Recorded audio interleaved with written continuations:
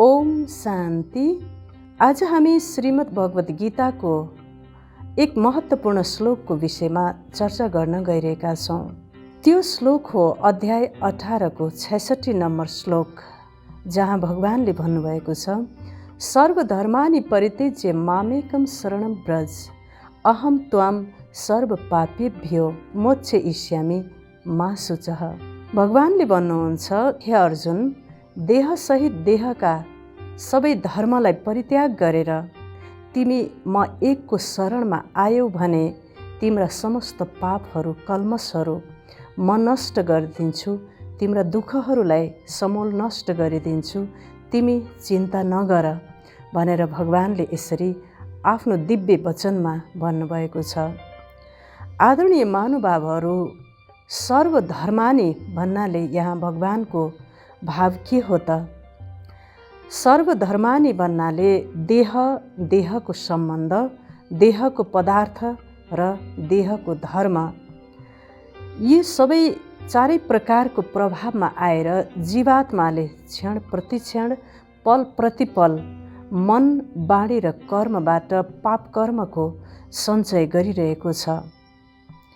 जीवात्माले जब आफ्नो देहको धर्म, देहको सम्बन्ध र पदार्थमा ममता, आसक्ति, कामना, अभिमान र अहङ्कारको भाव हुन्छ, तब नै पाप कर्मको आचरण हुन्छ र पाप कर्मको सञ्चयले जीवात्माले अत्यन्त दुःखलाई प्राप्त गर्दछ।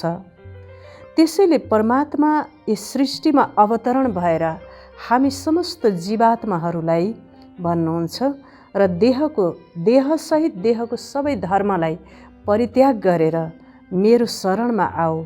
मामेकम भनेको म एकलाई मात्र याद गर्यो भने त्यो राजयोग, राजविद्याबाट जीवात्माले सत्कर्म गर्ने ज्ञान र सत्कर्म गर्ने शक्ति प्राप्त गर्दछ र दुःखका समूहहरूलाई नष्ट गरेर उसले सनातन सुखलाई प्राप्त गर्दछ। भगवानको शरण भनेको भगवानको यादमा रहँदा जीवात्मालाई सत्कर्म गर्ने ज्ञानको शक्ति प्राप्त हुन्छ। यसै गरी सत्कर्म गर्ने शक्ति प्राप्त हुन्छ, तब उसले सत्कर्म गर्दछ र उसले परम सुख, परम आनन्दलाई प्राप्त गर्दछ। सर्वधर्मानि परित्यज्य अथवा समस्त देहका पदार्थ, देहको सम्बन्ध र देहको कुल धर्मलाई, यो सबैलाई परमात्माको सम्झेर अथवा परमात्माको नासो सम्झेर, स्वयंलाई निमित्त सम्झेर, परमात्माको श्रीमत अनुसार जब जीवात्माले कर्म गर्दछ, तब मात्र उसलाई सनातन सुख, अक्षय शान्ति र अक्षय आनन्दको प्राप्ति हुन्छ र समस्त कर्मको बन्धनबाट, देहको बन्धनबाट र सम्बन्धको बन्धनबाट र पदार्थको बन्धनबाट जीवात्मालाई मुक्ति मिल्दछ।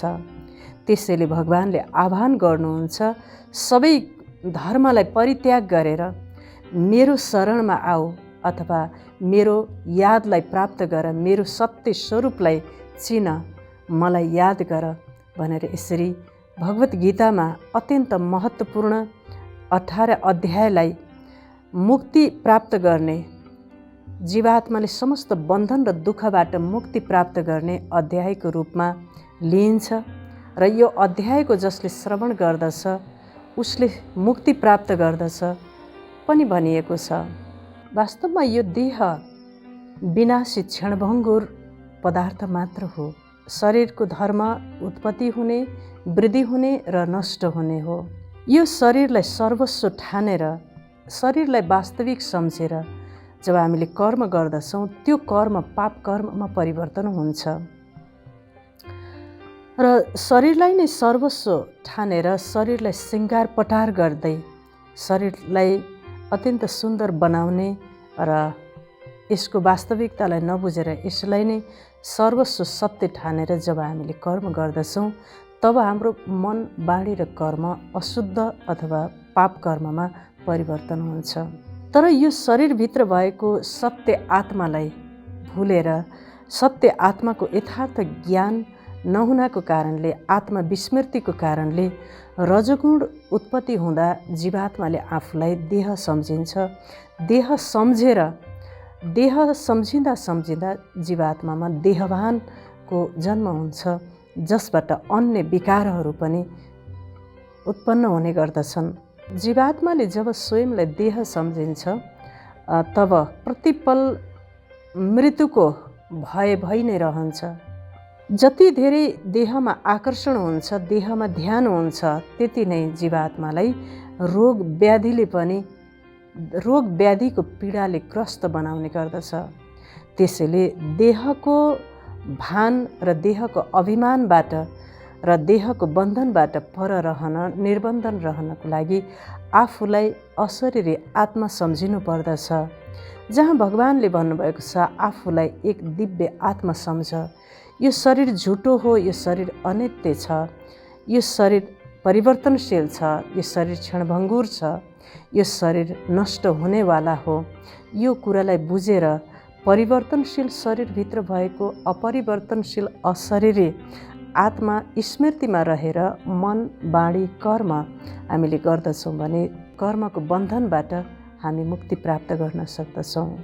आत्माको पुरा ज्ञान नहुनाको कारणले, आत्मदृष्टिको अभ्यास नहुनाको कारणले देहको रङ रूपमा को आकर्षणमा जीवात्मा फँसिरहन्छ र जीवात्मालाई देहका कर्म इन्द्रियहरूले आत्मालाई आकर्षण गरिरहन्छन् र आत्मा कर्म इन्द्रियको बन्धनमा फँसिन पुग्दछ। तब उसलाई अत्यन्त दुःख पीडाको अनुभूति हुन्छ। त्यसैले भगवानले भन्नुहुन्छ, यो देहको धर्म अथवा देहको आकर्षणबाट मुक्त भएर आफूलाई अशरीरी सत्य, सनातन, पुरातन, दिव्य, ज्योति स्वरूप आत्मा सम्झेर मनमा विचार गर्नुपर्दछ, बाणी बोल्नु पर्दछ र कर्म गर्नुपर्दछ। तब नै यो संसारबाट हामीलाई मुक्ति प्राप्त हुन्छ। वास्तवमा यो सङ्कल्पलाई धारणा गर्नु नै परमात्मामा समर्पण हुनु हो, परमात्माको शरणलाई ग्रहण गर्नु हो। किनकि परमात्माको श्रीमत छ, आफूलाई देहबाट अलग्गै आत्मा सम्झ्यौ भने मात्र अविनाशी सुख, अतीन्द्रिय सुख, अक्षय सुख र आनन्दलाई प्राप्त गर्दछौ।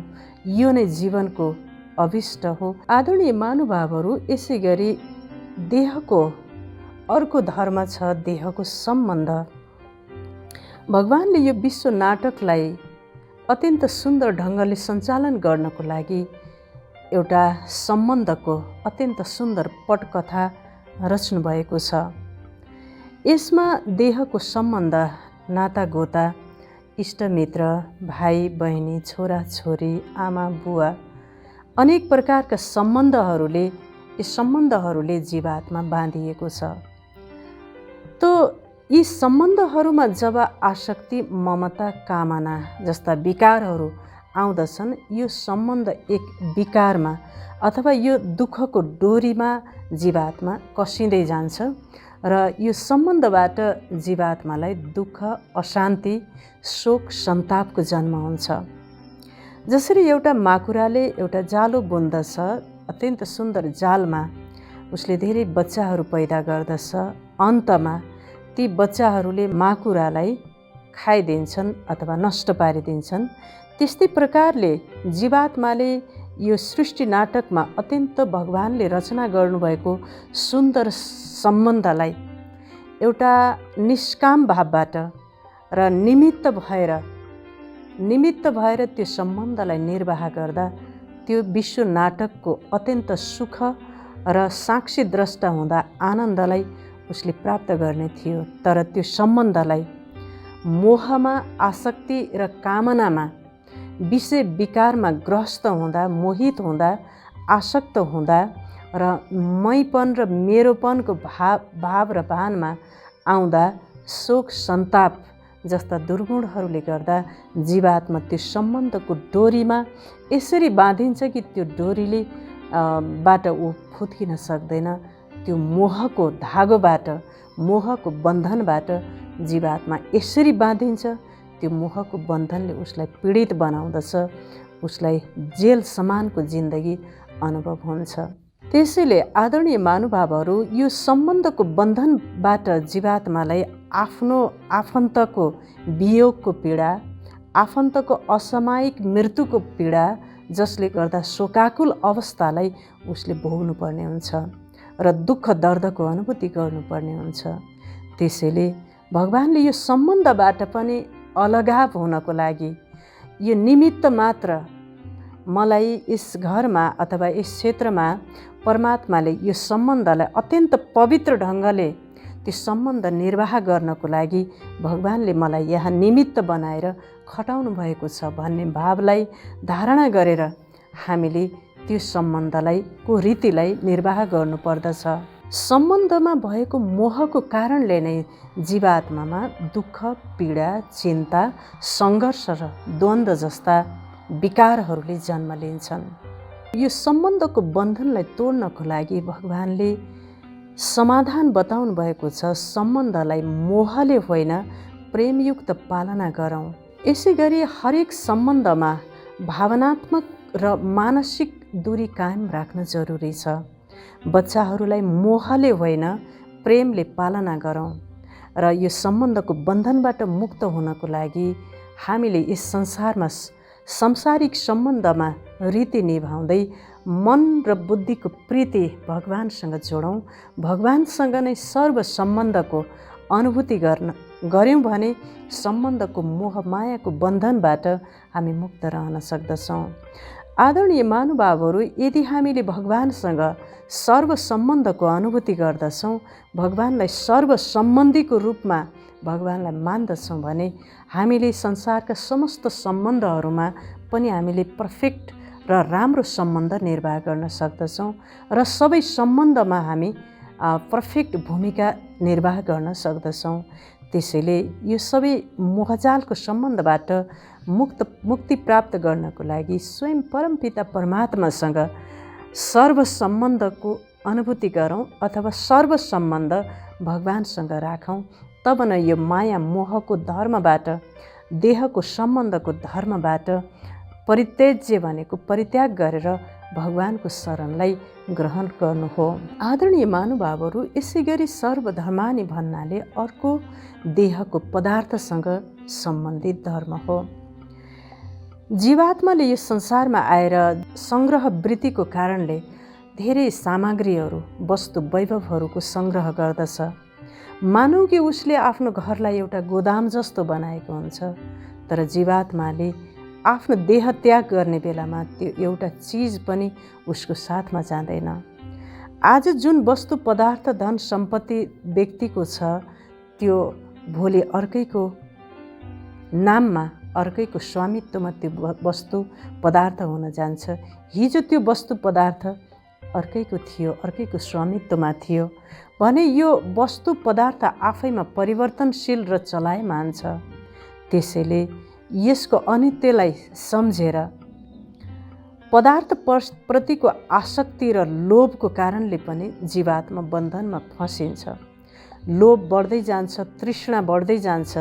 त्यसलाई वृद्धि गर्ने, विस्तार गर्ने जीवात्मामा तृष्णाले गर्दा जीवात्मालाई दुःख पीडाको अनुभूति हुन्छ र बन्धनमा बाँधिन्छ र उसलाई दुःखको अनुभूति हुन्छ।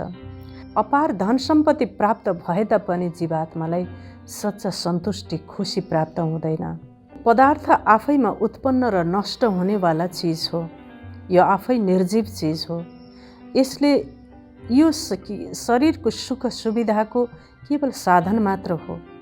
त्यसैले आफूलाई प्राप्त भएका चिज वस्तु पदार्थको आसक्ति र आकर्षणबाट र लोभबाट मुक्त भएर यी सबै चिज वस्तु पदार्थ वैभव सबै भगवानका हुन्, भगवानबाट प्रदत्त भएका उपहार हुन्, यी नासो हुन् भन्ने सम्झेर, यो सबैलाई परमात्माको हो भन्ने सम्झेर त्यसलाई उपयोग र उपभोग गर्नु नै भगवानमा समर्पण हुनु हो। अथवा सर्वधर्मानि परित्यज्य शरणम ब्रज भनेको यी सबै चिजलाई भगवानलाई अर्पण गर्नु हो र अर्पण गरेर निमित्त भावले त्यसलाई प्रयोग गर्नु हो। आदरणीय महानुभावहरू, हामीले हरेक चिज वस्तुलाई भगवानको हो भनेर सम्झिन्छौँ भने त्यो वस्तुलाई पनि हामीले एक किसिमले चार्ज गरिरहेका हुन्छौँ र त्यसले पनि हामीलाई जीवनमा अतीन्द्रिय सुख, आनन्द र सफलताको अनुभूति गराउने एउटा साधन पनि माध्यम बन्दछ। यदि हामीले त्यसलाई मेरो हो भन्ने भाव राख्यौँ भने अहङ्कार, आसक्तिको जन्म हुन्छ, लोभवृत्तिको जन्म हुन्छ, जसले गर्दा जीवात्मालाई त्यो वस्तु र साधनको आसक्तिको बन्धनले पनि उसलाई पीडा, दर्द पुर्याएको हुन्छ। प्राप्ति हुँदा उसलाई खुसी हुन्छ, नष्ट हुँदा उसलाई दुःख, दर्दको अनुभूति हुन्छ। त्यसैले यी सबै समस्त भौतिक पदार्थलाई पनि भगवानको सम्झौँ, भगवानबाट प्रदत्त भएको सम्झौँ अथवा भगवानको नासो सम्झेर हामीले कर्म गऱ्यौँ भने हाम्रो ध्यान साधनप्रति नभइकन हाम्रो ध्यान साधनाप्रति हुन्छ र हामीले संसारबाट मुक्ति प्राप्त गर्दछौँ र हामी भगवानको शरणलाई ग्रहण गर्न योग्य बन्दछौँ। त आदरणीय महानुभावहरू, सानो चिज वस्तुको आकर्षणले, त्यसको चिन्तनले पनि मानिसको मन र बुद्धिलाई खिचिरहेको हुन्छ र उसको मन शुद्धिकरण भइरहेको हुँदैन, बुद्धि परमात्मामा ध्रुवीकरण भइरहेको हुँदैन। त्यसैले यस्ता चिजले पनि मानिसको ध्यानलाई एकदमै आकर्षण गरिरहेको हुन्छ। त्यसैले यिनीहरू पनि परमात्मा प्रदत्त देन हुन् र परमात्माका हुन् भन्ने सम्झँदै हामीले यिनलाई कार्यमा ल्याउनु पर्दछ। यो नै परमात्माको शरणलाई ग्रहण गर्नु हो। आदरणीय महानुभावहरू, सर्वधर्मानि भनेको सबै धर्ममा यो देहको धर्म चौथो नम्बरमा यो देहको धर्म आउँदछ। जीवात्माले परमधामबाट यो सृष्टिमा आएर जुन कुलमा, जुन मनुष्यको गर्भबाट उसले जन्म लिन्छ र त्यो मनुष्यको जातिको कुल र धर्मको बन्धनले जीवात्मालाई बाँधेको हुन्छ, जस कारणले गर्दा जीवात्माको जातिको धर्म, कुलको धर्म र देहको धर्मको जन्म हुन्छ, जसले गर्दा साम्प्रदायिकताको जन्म हुन्छ। आत्माको कुनै जाति हुँदैन, आत्माको कुनै साम्प्रदायिकता हुँदैन र आत्माको कुनै कुल हुँदैन। मानवता नै आत्माको कुल हो, शान्ति, प्रेम नै आत्माको धर्म हो। वास्तवमा आत्माको स्वधर्म शान्ति, प्रेम, आनन्द, खुसी यो आत्माको स्वधर्म हो। आत्मामा कुनै रङ्गभेद हुँदैन, जातिभेद हुँदैन, आत्मामा कुनै कुल हुँदैन। आत्मा नकुल हो। आत्मा त ईश्वरको कुल हो, ईश्वरीय कुलको हो। ईश्वर परमात्माको वंशज अथवा ईश्वरको कुलको बच्चा हो। त्यसैले मानवले जति पनि कुलको निर्माण गर्यो, मानवले जातीयताको, धर्मको निर्माण गर्यो, यसको बन्धनले गर्दा आज संसारमा आतङ्कवाद, जातिवाद, धर्मयुद्धहरू, जस कारणले गर्दा गृहयुद्धहरू यसले बढावा पाइरहेको छ। भगवानले यस्तो किसिमको आतङ्क, लडाइँ, गृहयुद्धको रचना गर्नुहुन्न। भगवानले भन्न खोजेको कुरा जीवात्माले नबुझ्नको कारणले आज मानिसहरू साम्प्रदायिकतामा बाँडिएका छन्, मानिसबाट छुट्टिएका छन्। भगवानले आएर समस्त मानवताको धर्मले मानवलाई एक सूत्रमा बाँध्नुहुन्छ, तर आध्यात्मिकताले मानवलाई एक सूत्रमा जुटाउँदछ भने धार्मिकताले र साम्प्रदायिकताले मानिस बीचमा टुटाउँदछ, फुटाउँदछ। यसरी देहको सम्बन्ध, देहको पदार्थ, देहको धर्म सबै कुरालाई बिर्सेर आफूलाई एक आत्मा सम्झिँदै परमपिता परमात्मालाई याद गर्नु नै सर्वधर्मानि परित्यज्य मामेकम शरणं व्रज भनेको नै यही नै हो कि हामीले भगवानलाई याद गर्दै आफूलाई निमित्त सम्झेर यो सबै परमात्माको हो, परमात्माले नै यो सृष्टिलाई रच्नुहुन्छ र यो संसारलाई व्यवस्थापन गर्नुहुन्छ, म त निमित्त मात्र हुँ भन्ने भावलाई धारण गरेर मन, बाणी र कर्ममा प्रवृत्त हुनुपर्दछ र भगवान नै मेरो हुनुहुन्छ र सबै कुरा परमात्माको हो भन्ने विचारलाई, सङ्कल्पलाई धारणा गरेर कर्म गर्नु नै परमात्मामा सम्पूर्ण रूपमा समर्पण हुनु हो। यसरी मात्र जीवात्मालाई सनातन सुख, शान्ति, आनन्द प्राप्त हुन्छ र समस्त पापहरूबाट मुक्ति प्राप्त गर्दछ। यसरी परमात्माको शरणलाई ग्रहण गर्ने, परमात्मासँग प्रीति राख्ने, स्वयंलाई निमित्त सम्झने, सबै कुरा ईश्वरको हो भनेर सम्झनाले समस्त दुःखहरूबाट, चिन्ताहरूबाट जीवात्मालाई मुक्ति प्राप्त हुन्छ। यसरी देहको सम्बन्ध पदार्थलाई परमात्माको सम्झेर परमात्माको निमित्त हुँ भनेर निमित्त भावलाई धारणा गरेर कर्म गर्नु, सङ्कल्प गर्नु, बाणी बोल्नु र व्यवहारमा आउनु र सर्व सम्बन्ध भगवानलाई बनाएर सर्व सम्बन्ध परमात्मालाई अनि सर्व सम्बन्ध भगवानलाई जोडेर यस संसारको सम्बन्धमा एक प्रकारको रीति निर्वाह गर्दै कर्तव्य कर्म गर्नु नै भगवानसँग सर्वधर्मानि परित्यज्य हुनु हो।